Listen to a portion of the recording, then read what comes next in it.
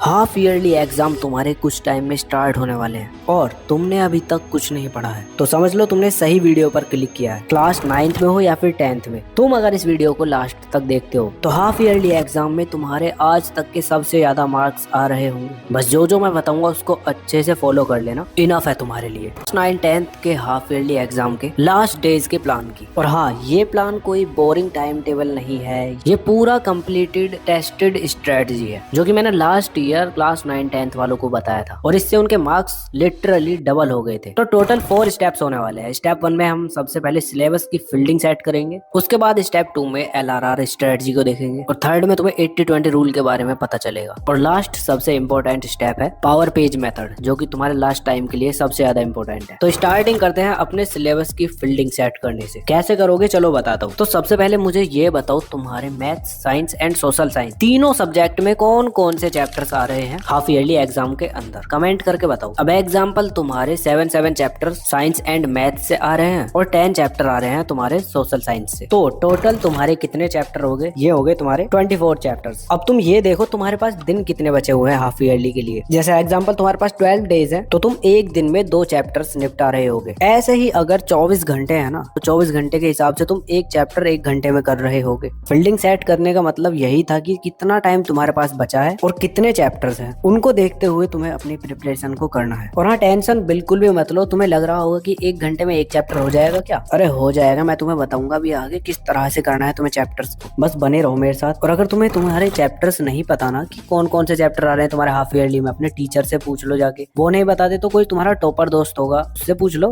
इतना काम कर लो और उसके बाद जो मैं बता रहा हूँ उसको फॉलो करना बस। इसके बाद स्टेप 2 में आता है तुम्हारा LRR स्ट्रेटजी, जो की है लर्न, रीडिंग, रिवाइज। लर्न तुम कर रहे होगे 1 शॉट वीडियो देखकर, क्योंकि इतना टाइम बचा नहीं है कि तुम पूरा डिटेल लेक्चर अटेंड करो। और रीडिंग तुम NCERT रीडिंग कर रहे होगे बस। और रिवाइज के लिए तुम्हें क्वेश्चंस की प्रैक्टिस करनी है, जिसके अंदर तुम प्रीवियस ईयर क्वेश्चंस लगाओगे और कॉम्पिटेंसी बेस्ड क्वेश्चंस लगा रहे होगे। अब ये सभी टाइप के क्वेश्चन तुम्हें एक ही जगह मिल जाएंगे, जो कि है PW का ये कॉन्सेप्ट बैंक। सभी सब्जेक्ट के लिए तुम्हें ये क्वेश्चन बैंक मिल जाएगा। अब यही क्यों सजेस्ट किया, आओ चलो बताता हूँ। तो सबसे पहले तुम्हें इसमें रिवीजन के लिए चैप्टर समरी मिलने वाली है और साथ में concept map with PYQ mapping, और साथ में तुम्हें लेटेस्ट 2025 के सॉल्व पेपर भी इसके अंदर मिल रहे होंगे। और साथ ही साथ प्रैक्टिस के लिए और भी NCERT in text with PYQ questions तुम्हें इसके अंदर मिल रहे होंगे। और हाँ, कॉम्पिटेंसी बेस्ड क्वेश्चंस तो भर भर के हैं इसके अंदर, तो उसकी टेंशन तो बिल्कुल भी मत लो। अब गेम चेंजर थिंग है इसके अंदर रिवीजन ब्लूप्रिंट, जिसके अंदर तुम्हें NCERT definition, important facts, classification, difference between myth busters, mnemonics and important dates, इतना कुछ तुम्हें इसके अंदर मिल रहा होगा। तो सिंपली मैं तुम्हें लिंक डिस्क्रिप्शन में दे दूंगा या फिर पिंड कमेंट में, वहां से जाके बाय कर लेना। और अगर तुम डायरेक्ट PW स्टोर से बाय करते हो तो मेरा ये कूपन कोड LRN150 यूज कर लेना, तुम्हें और भी कुछ % का डिस्काउंट मिल जाएगा। तो जाओ जाके अभी बाय कर लो।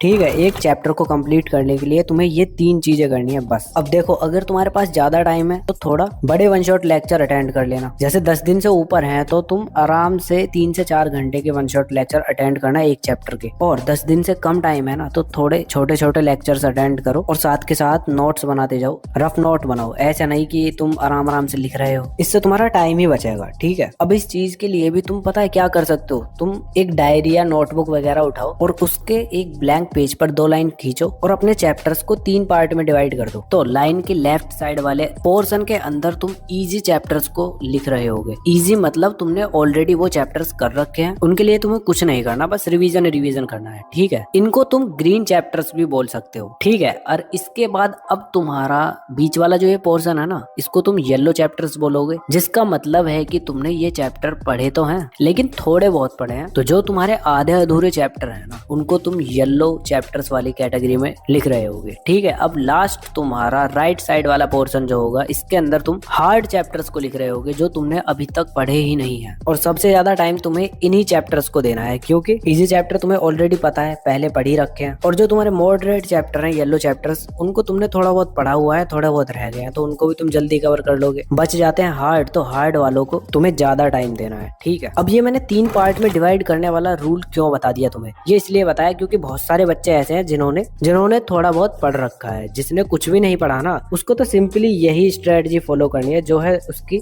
Learn, reading and revise. बाकी ये जो 3 कैटेगरी में डिवाइड किया गया है, उसके लिए कैसे पढ़ना है वो भी बताता हूँ। चलो तो देखो, सबसे पहले आता है तुम्हारा ग्रीन चैप्टर्स। तो ग्रीन चैप्टर्स को कंप्लीट करने के लिए तुम्हें सबसे पहले अपने नोट्स उठाने हैं और उनको 5 से 10 मिनट के अंदर रिवाइज कर लेना है। सिंपली तुम्हारा चैप्टर कंप्लीट। और अगर कुछ समझ नहीं आ रहा तो यूट्यूब पर जाओ, 20 से 25 मिनट की वीडियो यूट्यूब पर देख लो उस चैप्टर की, क्योंकि वो तुम्हारी रिवीजन वीडियो होगी और तुम्हें सब चीजें दोबारा से रिवाइज हो जाएंगी। सिंपल, ठीक है। ग्रीन चैप्टर तुम्हें इस तरह से करना है। अब तुम्हारे आते हैं येलो चैप्टर्स। इनको करने के लिए तुम्हें सबसे पहले टॉपिक्स देखने हैं, कौन कौन से टॉपिक्स तुमने पढ़ रखे हैं। जो तुमने पढ़ रखे हैं ऑलरेडी, उनको तो तुम ऐसे ही रिवाइज कर लोगे नोट्स से या फिर यूट्यूब से देखकर। और जो तुमने टॉपिक्स नहीं पढ़े हैं ना उन चैप्टर के अंदर, डायरेक्ट तुम उनको यूट्यूब पर सर्च करोगे और उनकी डिटेल एक्सप्लेनेशन समझ रहे होगे और साथ के साथ नोट्स बना लोगे, रफ नोट। ठीक है, बस इतना ही करना है इसके लिए भी। और बच जाते हैं तुम्हारे रेड चैप्टर्स। रेड चैप्टर्स के लिए तो ऑलरेडी मैंने तुम्हें बता ही दिया है क्या करना था। 1 शॉट वीडियो, उसके बाद एनसीईआरटी रीडिंग और लास्ट में क्वेश्चन प्रैक्टिस। बस सिंपल इतना कर लेते हो तो अब तुम्हारा सबसे इम्पोर्टेंट 3rd स्टेप आता है,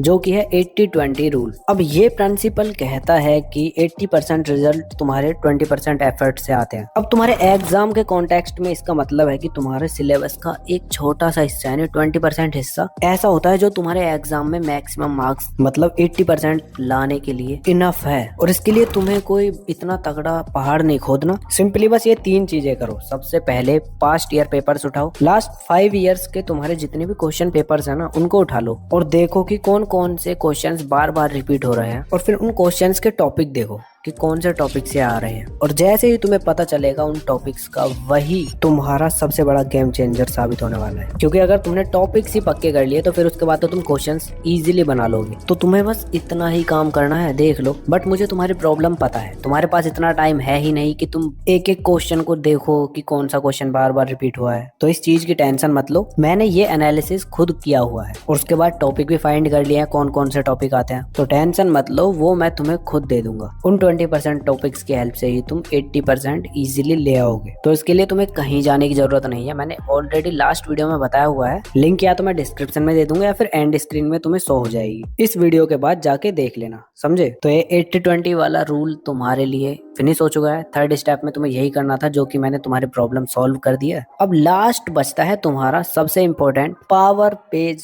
मेथड। ये तुम्हारे एग्जाम के लास्ट टाइम के लिए सबसे बड़ा ब्रह्मास्त्र साबित होने वाला है। अब ये है क्या? ये सिंपली ये है कि तुम, जैसे तुम्हारा एक सब्जेक्ट है साइंस, तो साइंस का केमिकल रिएक्शन चैप्टर है ना, उसके जितने भी इंपॉर्टेंट चीजें हैं उनको तुम A4 शीट पर एक पेज में उतार दोगे। बस सिंपली मतलब कि तुम्हें शॉर्ट नोट टाइप या फिर माइंड मैप टाइप कुछ बनाना है। अब एग्जाम्पल जैसे तुम्हारा मैथ्स आता है तो मैथ्स के सारे फॉर्मूला तुम एक पेज पर उतार दो। साइंस के अंदर तुम डायग्राम्स वगैरह बना सकते हो, कीवर्ड्स होते हैं उनको लिख लेना, इक्वेशंस लिख लो। ऐसे ही SST के अंदर तुम्हारे जो इवेंट्स एंड डेट्स होती हैं उनको लिख लो, मैप वगैरह हाईलाइट करना, ये सब। मतलब कि हर पेज पर एक चैप्टर तुम्हारा कंप्लीट होना चाहिए। इससे होगा ये कि तुम एग्जाम के एक रात पहले लेकर बैठो इस नोटबुक को और इन पावर पेजेस को पढ़ने के लिए बैठ जाओ। तुम्हारा रिवीजन भी अच्छे से होगा और टाइम भी सेव होगा। ठीक है, अब सोच के देखो, तुमने ये सब चीजें एकदम अच्छे से फॉलो की हैं। तुम्हें हाई वेटेज टॉपिक्स भी पता चल चुके हैं, सिलेबस की फील्डिंग कैसे सेट करनी है वो भी तुम्हें पता चल चुका है, और पावर पेजेस वाला फॉर्मूला भी तुम्हें पता चल चुका है। तो अब बस तुम्हें इसको फॉलो करना है अच्छे से। एग्जीक्यूशन बची है तुम्हारी, सही से कर लोगे ना तो मैं गारंटी लेता हूँ कि तुम अपने हाफ ईयरली एग्जाम को एकदम तगड़े कॉन्फिडेंस के साथ फोड़ करा रहे होगे। बाकी वीडियो पर अभी तक बने हुए तो कमेंट कर देना कोई भी प्यारा सा, ताकि मुझे पता चल जाए। और नेक्स्ट वीडियो किस टॉपिक पर चाहिए ये भी कमेंट करके बता दो। ये कुछ वीडियोस तुम्हें अपनी स्क्रीन पर शो हो रही होंगी, इनको भी तुम देख सकते हो। चलो फिर मिलते हैं नेक्स्ट वीडियो में, तब तक के लिए keep learning, keep studying and keep smiling.